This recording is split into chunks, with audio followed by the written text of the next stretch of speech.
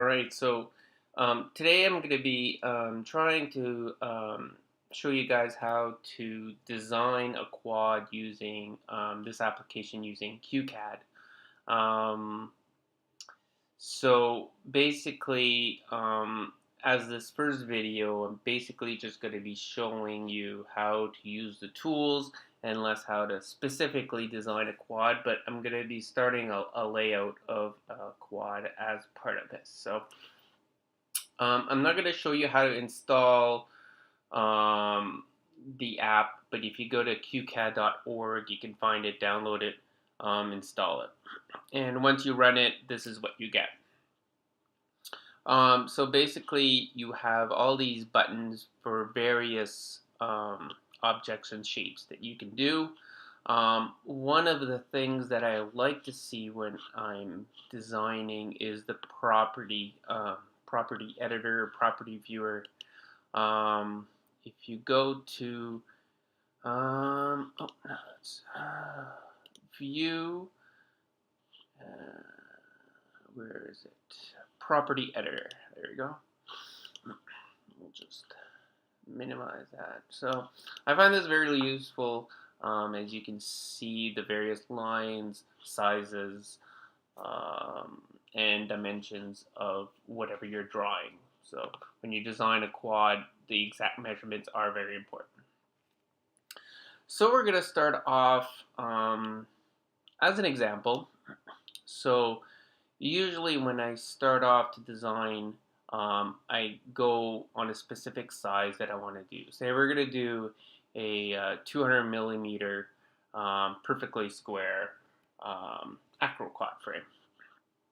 So for this, I use the square, right? And based on the square here, I'd like to go 200, and the angle is 45. So when you put that, it'll be a perfect X. So let me zoom out here, or you can zoom out here. So in here, the reference point is at the bottom.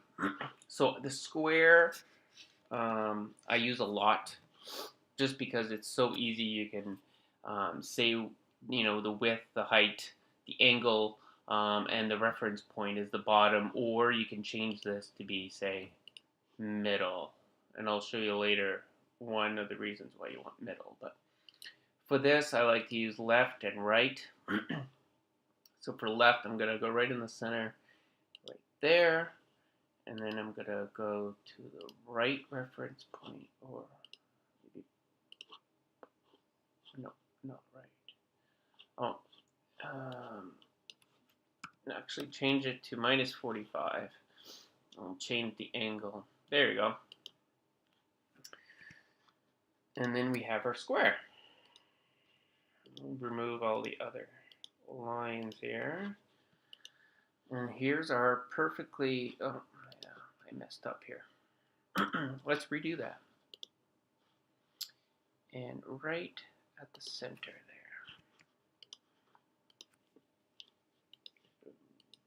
there. Boom. All right, now we have our perfect square. And if you click on the line, you'll see on the right, the length of the line is 200. The angle is 45. So it tells you exactly some good information here. And here, just to show you the 200 millimeter is a perfect to go. Oh, I went too fast there. So if you go to the circle, and I go here, where you can pick actually the diameter of your circle. So we'll go 200. Reference point is middle, and we go right in the middle, and you can see it's a perfect square. All right, so we got that part going. Now we're going to try to put some arms on here, right? And to do that, again, I use the square, and 200 by, we'll say 20. Oops, that's 20. And for this, we're going to go middle. So we're going to go right there. And we're going to change the angle back to 45. And there. And that's starting to look a little bit more like a quad, right? So, the next part I'd like to show is put the flight controller points, right? So as we know, the mount is found at 30.5 by 30.5, and we don't want any angles, and that'll be middle. We drew a square here. This is just so I could know exactly the corners is where the holes are going to be. Now for flight controllers, they are at 30.5, but they also use M3 holes. So you can actually use a 3mm diameter. And I'll go here, and it'll just lock it right into the intersection there. There you go. We'll just delete those lines, and now we have our holes for our flight controller. Perfect.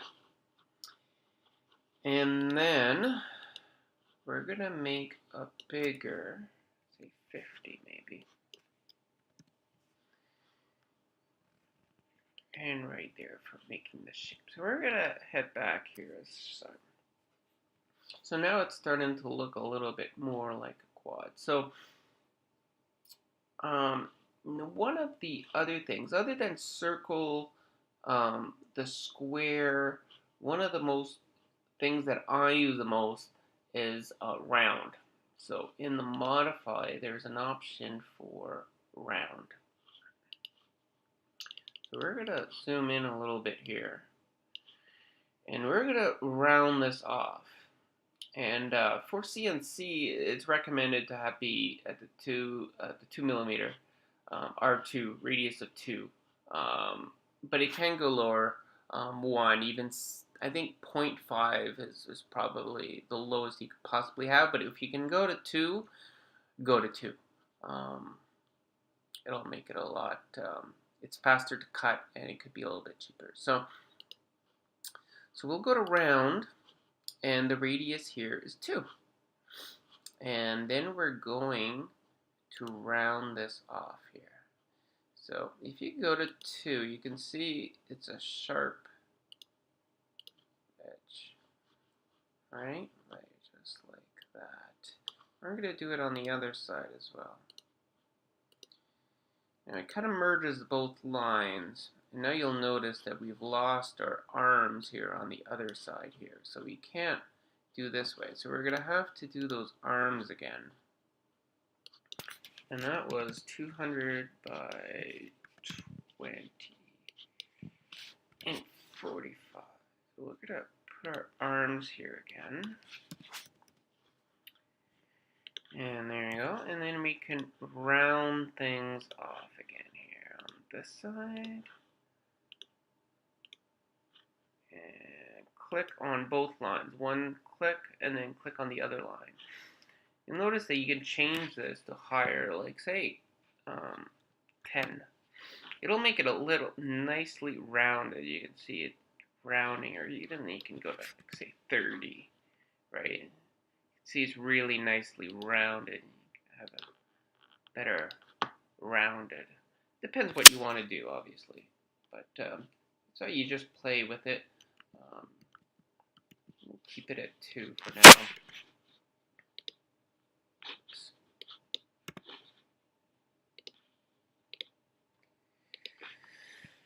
And there you go.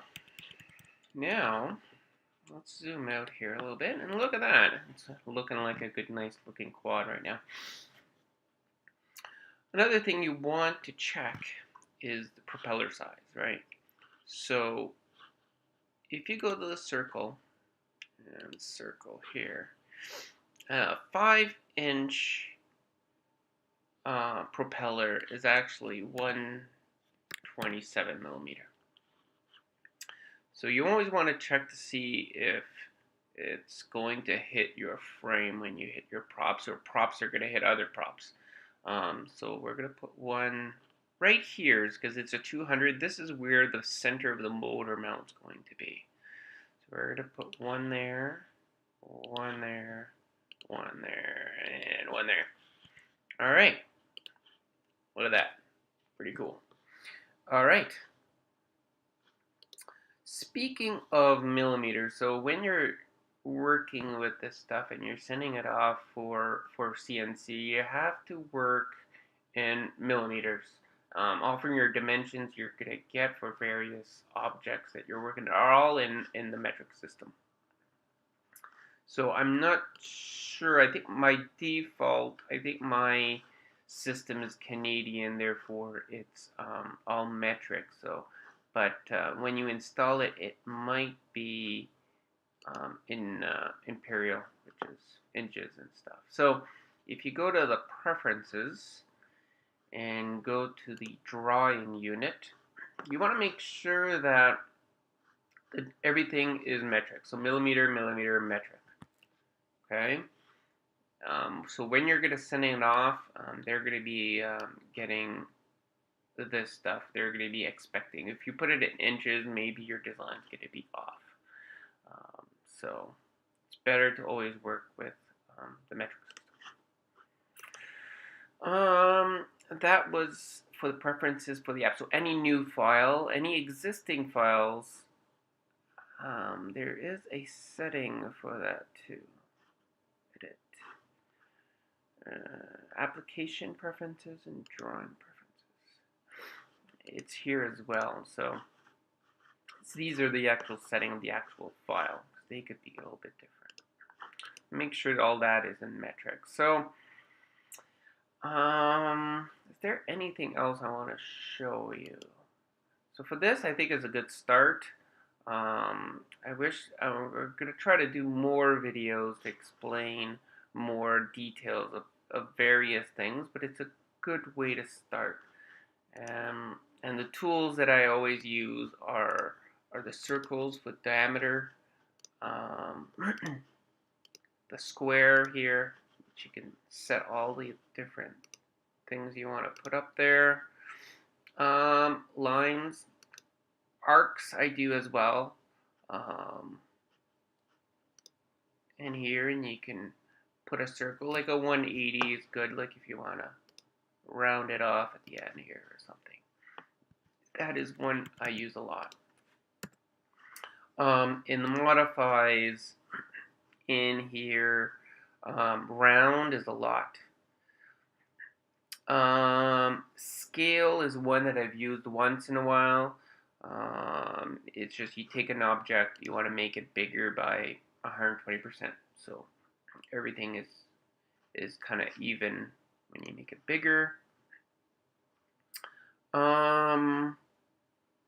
That's basically it. Round is definitely one I use a lot. Rotate I've used as well. Sometimes your motor mounts, you have it one way, but when you copy and paste, you want to rotate it. I've used that. And distance point to point is one that I use a lot as well, to verify things. So I just clicked on here. I want to see how dimension from there is 141. So you can measure different things. Like here, you can, info distance. Zoom in more. And reference there to there, and you'll see it's 30.5. There you go. So this is my first video of this kind. Hopefully this was kind of helpful. And hopefully I could go in more advanced and finishing up this model in the future. All right.